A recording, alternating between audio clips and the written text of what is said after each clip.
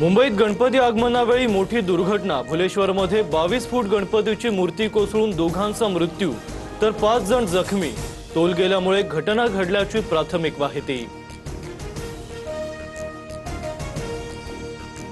दिल्लीमध्ये जंतर मंतरवर मुलांसह मुलींनीही शिव्या दिल्यात, पण पंतप्रधान मोदींना फक्त मुलींच्या शिव्यांवर आक्षेप। मुलींच्या शिव्यांना सांस्कृतिक शॉक म्हणणाऱ्या मोदींवर राहुल गांधींचा हल्लाबोल। पंतप्रधान नरेंद्र मोदी, योगी आदित्यनाथ आणि सरसंघचालकांची विचारधारा मनुस्मृतीची। पुण्यातल्या छात्रों की गूंज या कार्यक्रमातून राहुल गांधींचा मनुस्मृतीवरून निशाणा।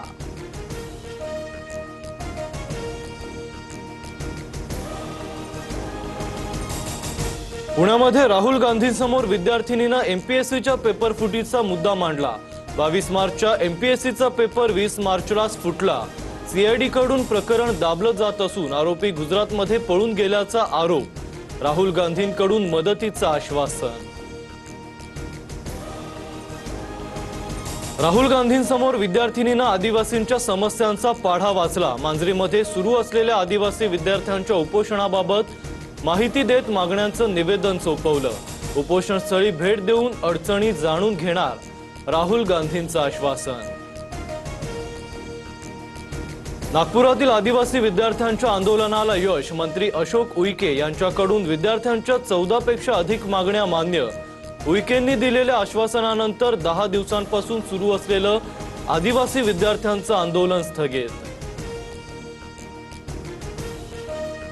महिला सक्षमीकरणावर गप्पा मारणाऱ्या राहुल गांधींनी थोडी तरी लाज बाळगावी। लाज असल्यास महिला आरक्षणाला पाठिंबा जाहीर करावा। भाजप नेत्या चित्रा वाघ यांचं आव्हान।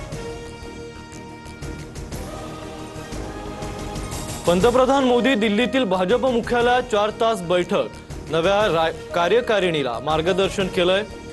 आगामी निवडणुकांच्या रणनीतीबाबत मोदींचा कानमंत्र। मुख्यमंत्री देवेंद्र फडणवीस आज जेनझींसोबत संवाद साधणार। नागपुरातील रेशीमबाग मैदानात कार्यक्रमाचं आयोजन। जेनझीच्या मनातील प्रश्नांना फडणवीस उत्तर देणार। पक्षातील अंतर्गत वाद मिटवून लोकांसमोर जा। काही अडचण असल्यास वरिष्ठांना सांगा। राष्ट्रवादीच्या कोर कमिटीतील बैठकीत पार्थ पवारांच्या नेत्यांना सूचना। उपमुख्यमंत्री एकनाथ शिंदेंचा आज चाकण एमआयडीसी मध्ये दौरा। आधुनिक तंत्रज्ञानाच्या सहाय्याने परिसरातील खड्डे बुजवण्यास सुरुवात। शिंदे रस्त्यांच्या दुरुस्तीच्या कामाचा आढावा घेणार। लातूरच्या औसा पोलीस स्थानकात अभिजित दिपकेंसह 4 ते 5 जणांवर गुन्हा दाखल। शैक्षणिक कामात अडथळा। महिला शिक्षिकेला धमकीवजा भाषा वापरल्याचा आरोप। दुसऱ्या शाळेतील मुलं आणून बसवल्याचा दिपकेंनी बनाव केल्याचाही दावा।